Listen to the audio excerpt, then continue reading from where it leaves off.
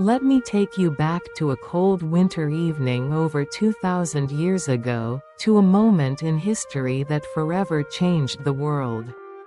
At the town of Bethlehem at 4 o'clock of the 5th day, a Saturday.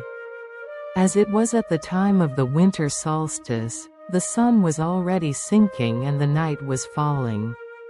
A humble man named Joseph and his young wife, Mary, had just arrived in the city. Mary, heavily pregnant and nearing the time to give birth, walked alongside Joseph after a long and exhausting 5-day journey from Nazareth. Why would a pregnant woman undertake such a grueling trip? A decree from Caesar Augustus had gone out, requiring everyone in the Roman Empire to return to their ancestral towns for a census. Joseph, being from the lineage of King David, had to register in Bethlehem. This journey wasn't their choice, it was part of a larger plan. The most prudent virgin answered to the sorrowful Joseph, "Let not this edict of our temporal ruler cause thee any concern, my master and spouse, for all that happens to us is ordained by the Lord and King of heaven and earth. And in all events his providence will assist and direct us." Ecclesi. 22:28.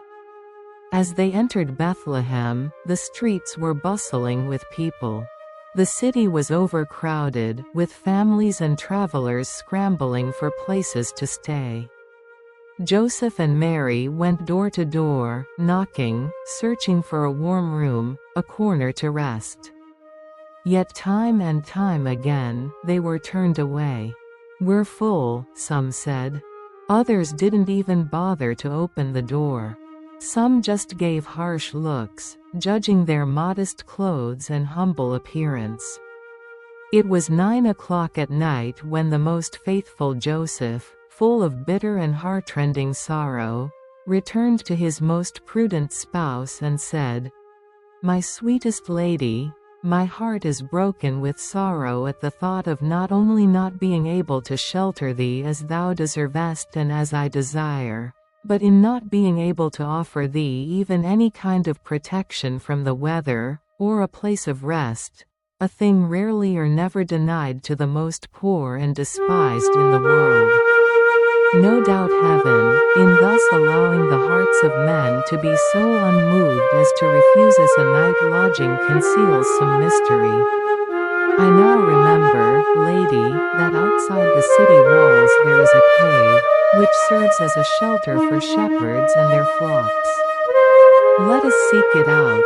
Perhaps it is unoccupied, and we may there expect some assistance from heaven, since we receive none from men." The most prudent virgin answered, "My spouse and my master, let not thy kindest heart be afflicted because the ardent wishes which the love of thy Lord excites in thee cannot be fulfilled.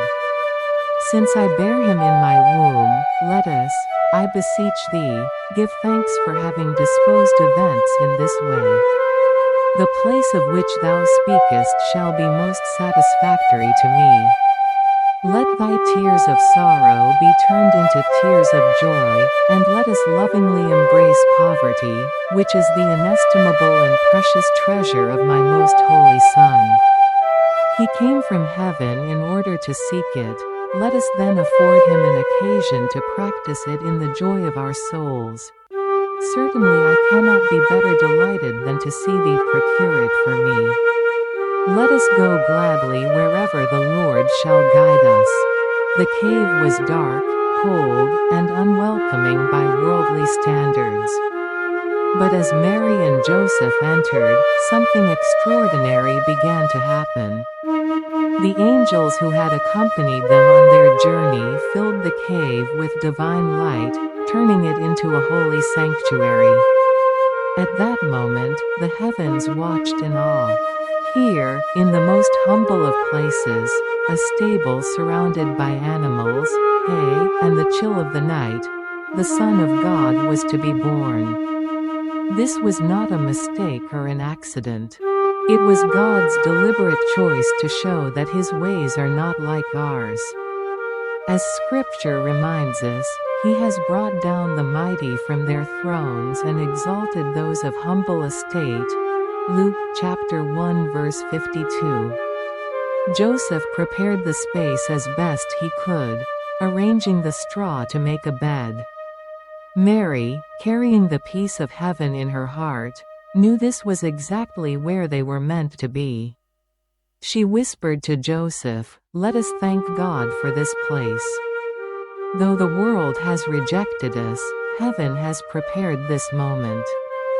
It was on this night that the King of Kings, Jesus Christ, was born, not in a palace, not with riches or comfort, but in simplicity and poverty. The first to witness his arrival were not the powerful or the wealthy but humble shepherds, guided by angels who proclaimed the good news. Mary's words to us today resonate with the same power they held then. She teaches us, "If the world rejects you, despise its fleeting vanity. What it offers is nothing compared to the love and companionship of God. Embrace humility and trust in His plan, even when it leads through hardship. For my Son chose poverty, not out of need, but to show you the shortest way to divine love." This story is more than a retelling of historical events, it is an invitation to reflect. Why would God, who could have chosen any circumstance for His Son's birth, choose this path? Perhaps it's a reminder that greatness is not found in comfort or wealth but in faith, perseverance, and love.